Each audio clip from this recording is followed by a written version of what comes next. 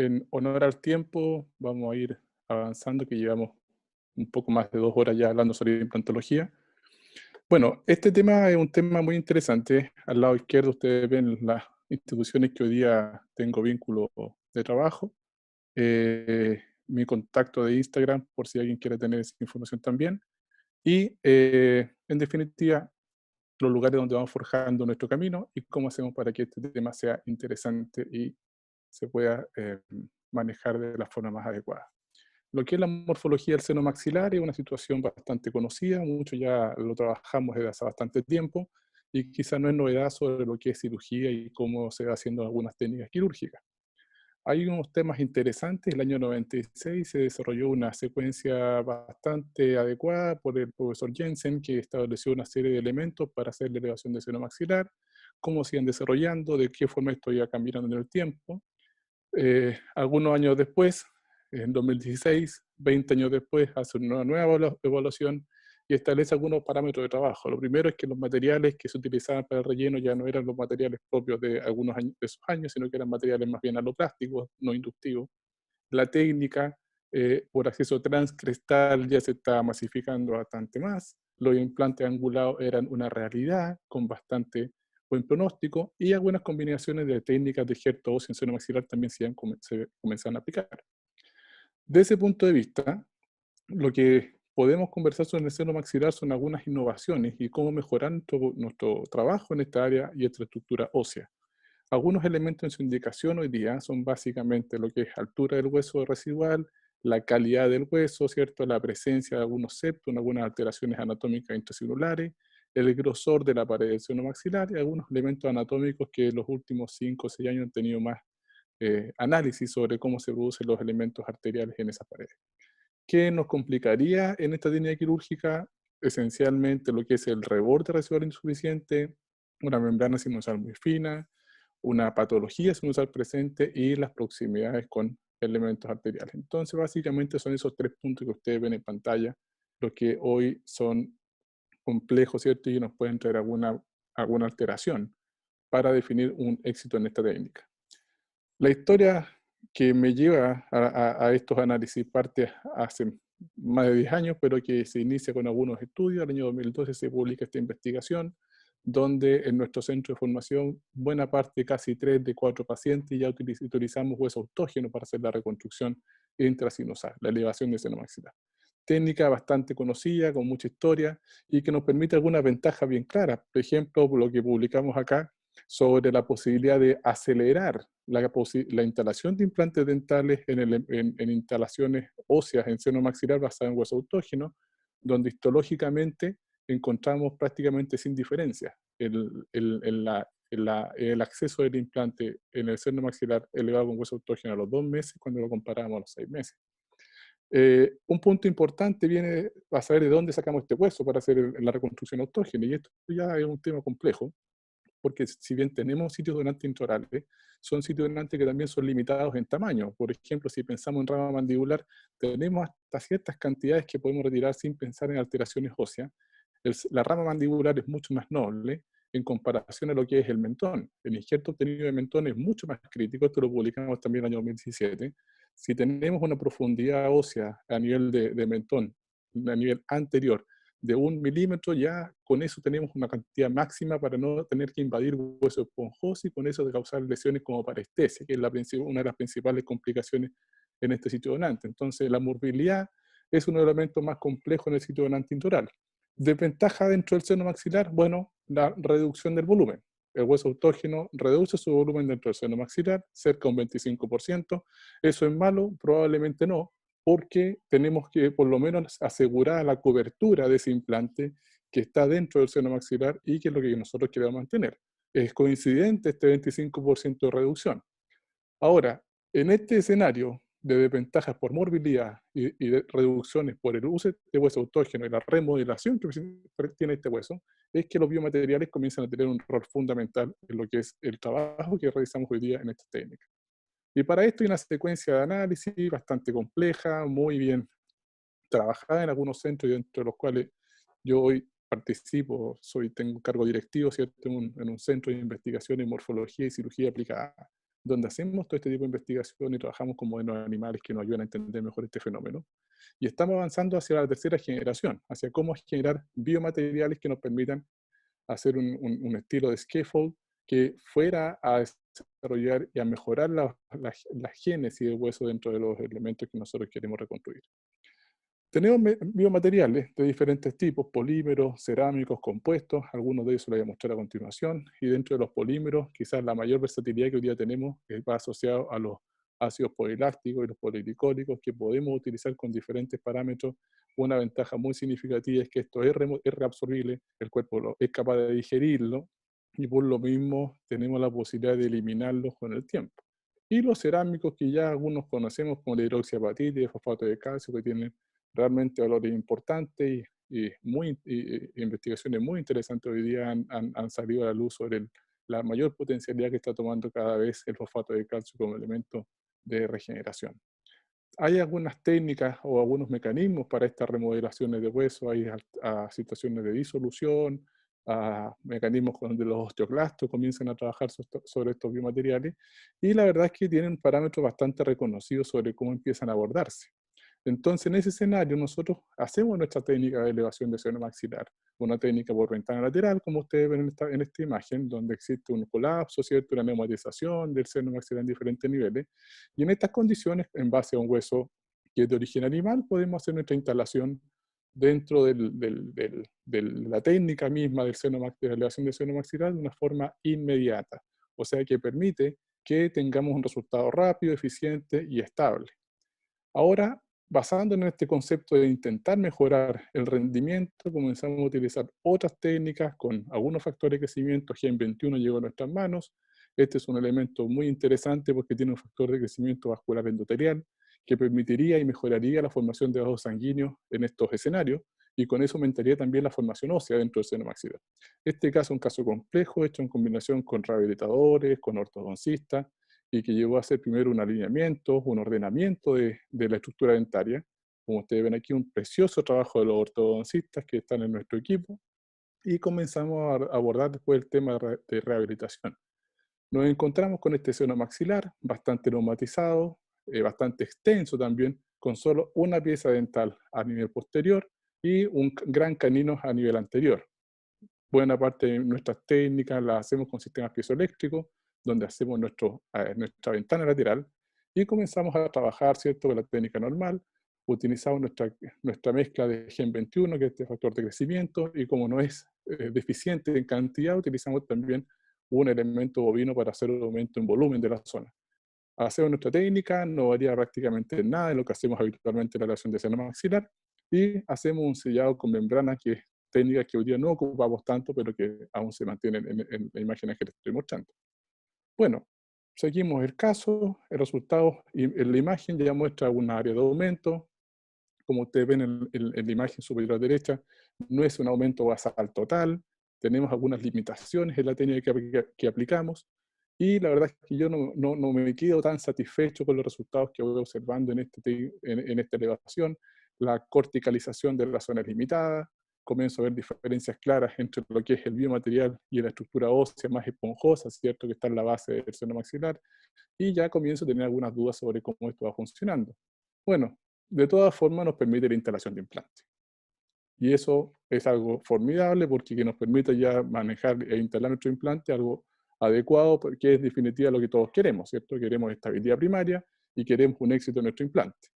Cuando utilizamos estos biomateriales, la verdad es que valoramos tres elementos importantes. Son versátiles en su gran mayoría, sí. Nos permiten movilidad, nos permiten aumentar, si queremos más hueso, utilizamos más volúmenes de frasco, ¿cierto? Y con eso empezamos a mejorar nuestro rendimiento. Por supuesto que nos baja el tiempo quirúrgico, no utilizamos sitios donantes intraorales, y el costo nos puede aumentar. Y ese es un tema muy complejo, sobre todo en estos tiempos, donde el costo se traspasa a nuestros pacientes, y la verdad es que ahí comienza a tener una situación un poquito más compleja ese análisis. Y de ahí que viene una serie de elementos extra. Esto lo publicamos en el 2018 sobre lo que es el uso de PRF, utilizando estos elementos también para hacer los rellenos intrasinusales. Y así hicimos una serie de análisis, un trabajo muy bonito que fue liderado por Silla Haidar, donde se hizo un análisis bastante preciso de estos elementos, y lo complejo fue que de todo este análisis que hicimos, la cantidad de estudios clínicos eran bastante limitados, muy limitados para lo que es la formación ósea en particular, y lo que era la elevación de seno maxilar solo restringido a 2 artículos que ustedes ven ahí, donde los porcentajes comparativos entre los éxitos y los fracasos utilizando diferentes mezclas no eran de mucha diferencia, de forma que utilizar elementos como estos hemoderivados hasta ese momento no eran de relevancia tan significativa en la técnica de seno maxilar. Luego dijimos, bueno, ¿y si lo mezclamos con unos biomateriales? El Marcelo Parra, que hoy día es alumno del doctorado en ciencias morfológicas y trabaja con nosotros, estableció este análisis en base también a un estudio bibliográfico, análisis sistemático, y la verdad es que si bien se encontraban algunos elementos donde algunos cambios se podían obtener, no eran tan significativos tampoco, y nos llevaban a tener algunas dudas sobre cómo este elemento del seno maxilar iba orientando, ¿cierto?, la formación ósea y cómo se iba mejorando el escenario. Bueno, llegamos a entender entonces cómo el seno maxilar como tal empieza a contribuir para que se produzca una neoformación ósea y nuestra técnica de elevación de seno maxilar sea eficiente. Esto lo publicamos en el año 2017 y hace un análisis muy específico, muy preciso sobre secuencialmente cuáles son los pasos que están trabajando ahí. Entonces, a partir de ese análisis, ya descubrimos que el material de relleno intrasinusal probablemente no sea lo más importante en este análisis. Probablemente un material u otro pueda ser útil para obtener resultados en neoformación ósea. Pero hay variables intrínsecas dentro de la regeneración, dentro de la anatomía del seno maxilar que podrían ser importantes y eso lo empezamos a desglosar de mejor forma para obtener resultados más precisos y más eficientes. Y por supuesto la instalación de inmediato implante comenzó a tener cada vez más relevancia para encontrar dentro de este escenario amplias posibilidades de optimización. Entonces, nuestros elementos hoy día de análisis son basados en la eficiencia del periósteo, el hueso adyacente dentro del seno maxilar, la membrana sinusal, cuál es el rol que tiene, el tipo de implante y la carga que vamos a utilizar.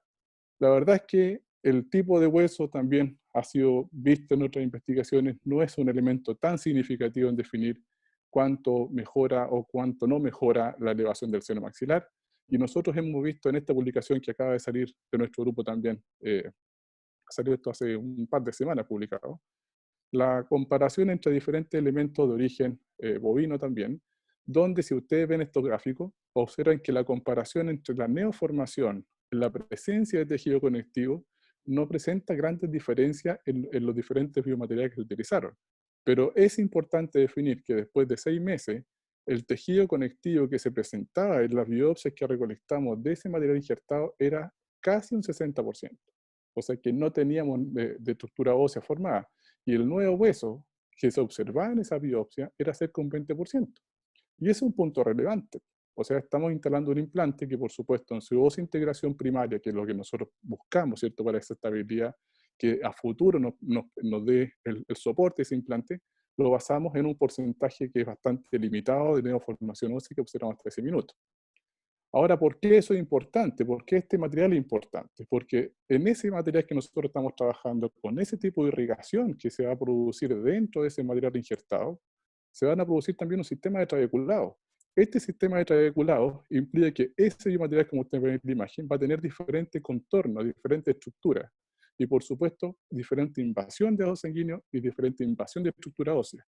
Ustedes entenderán que implantar un titanio, un metal, un implante en el hueso tipo A, B, C o D que nosotros tenemos ahí, es extremadamente diferente en términos de integración y por supuesto en términos de estabilidad hacia el futuro que nosotros queremos preservar.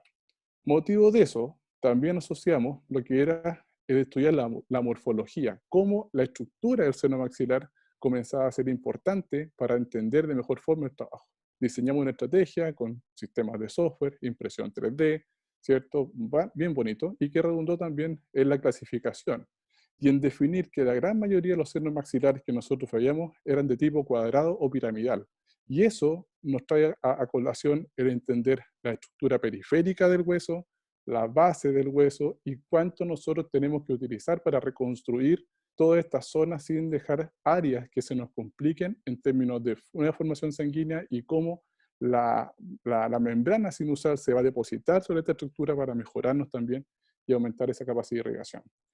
El año 2013 se publicó esta investigación donde también pude participar, que hacía ya un análisis sobre la posibilidad de hacer aumentos óseos, vale decir, integrar implantes dentro de senos maxilares sin ningún tipo de injerto, ningún tipo de biomaterial.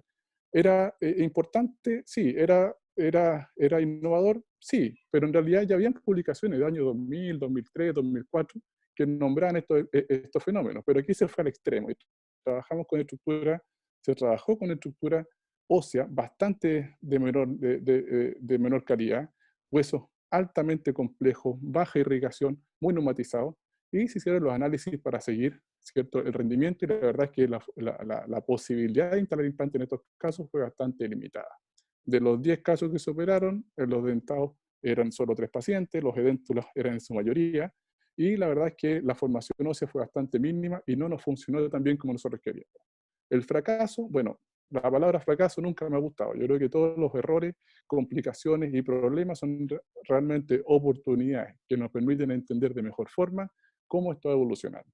Entonces comenzamos con el entender qué había ocurrido en este escenario y cómo lo podíamos mejorar. Lo primero, el tamaño. El tamaño del defecto, en este caso sí importa, y el tamaño aquí importa mucho, porque mientras más grande el defecto que nosotros tengamos, mientras más grande nuestra cavidad sinusal, el comportamiento se basa en un defecto crítico.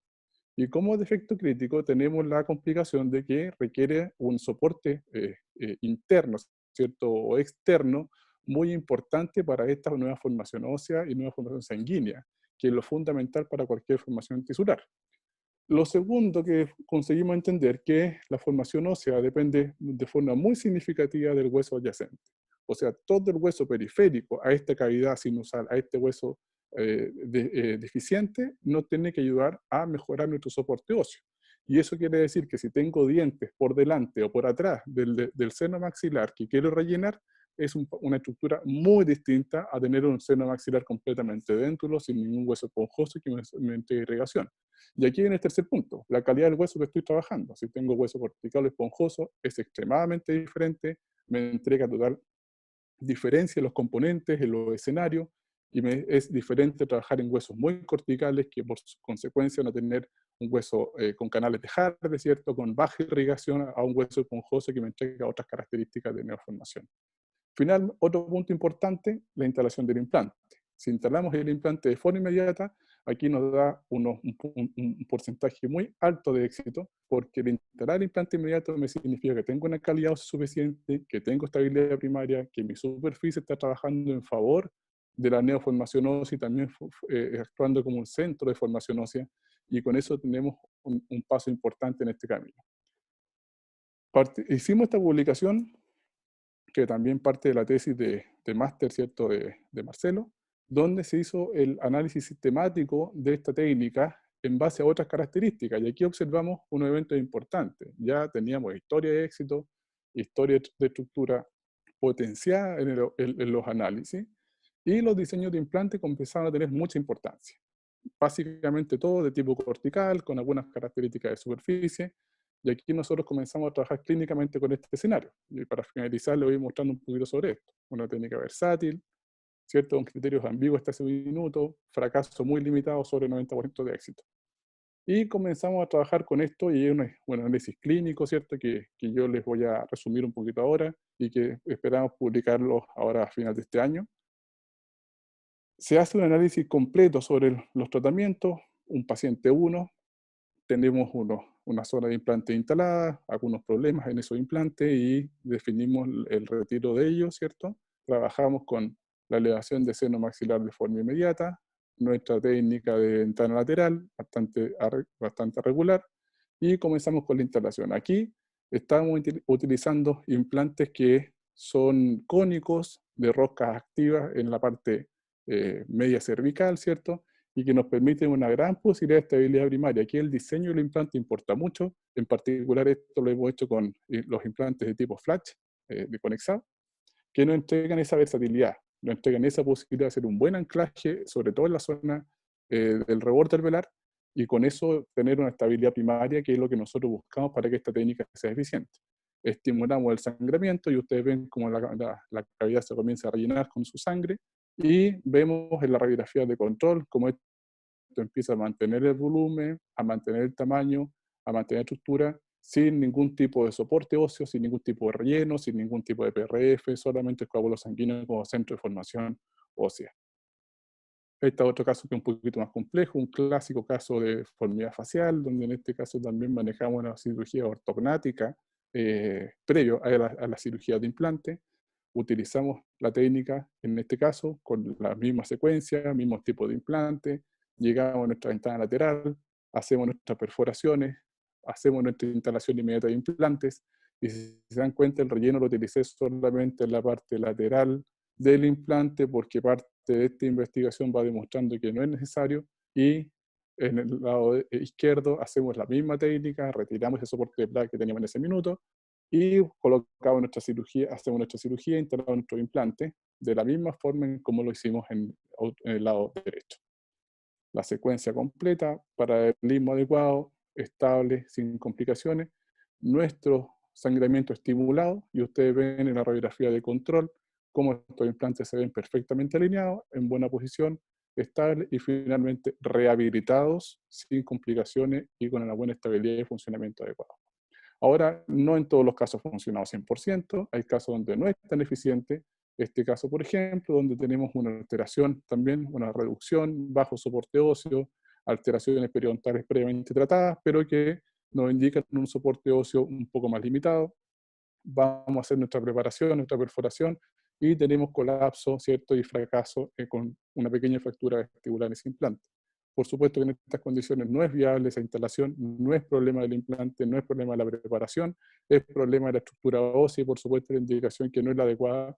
Y este es un caso donde sí tenemos que ir a técnica convencional, donde es una reconstrucción previa e implante en segundo tiempo. La estabilidad primaria es fundamental en estos casos para mejorar el escenario. Solo para ir finalizando, recordar que la biología de la ósea en la regeneración es extremadamente importante, tenemos que estar muy atentos a entender esos fenómenos y a reestudiarlos y a reimplementarlos, porque eso nos permite ser versátiles con lo que estamos haciendo, nos permite mejorar las técnicas y nos permite entender que el biomaterial que vamos a utilizar tiene un aporte, quizás a veces más o a veces menos del que nosotros estábamos esperando para estos escenarios. Bueno, en el extremo superior derecho de la pantalla van a encontrar mis clasificaciones de investigación, están los artículos que les he mostrado completamente descargables ahí, mi correo electrónico también disponible, y mis contactos por si requieren alguna información. Antes de finalizar, quiero agradecer nuevamente al grupo que está detrás de esto, de esta secuencia de trabajo, secuencia de estudio. Son 3 días muy intensos, son 3 días donde cerca de 15 profesores eh, han hecho un esfuerzo por estar presentes, han hecho un esfuerzo por mostrar su trabajo y intentar estar conectados. Hoy día el estar en casa para todos significa una situación compleja, algunos poco más, algunos poco menos. La odontología a nivel mundial, latinoamericano en especial, ha sido altamente golpeada, y creemos que con este tipo de trabajo nosotros podemos unirnos, y en eso están detrás personas y por supuesto empresas, y quiero felicitar y agradecer públicamente también el esfuerzo que han hecho desde Brasil, el empresa Conexado, y también desde Chile, la PESA Conexado, que aquí lidera el doctor Rojas, ¿cierto?, para intentar hacer algo más e intentar ayudarnos para que estos días sean un poco más útiles y tengamos también mejor posibilidad para futuro. ¿Bien?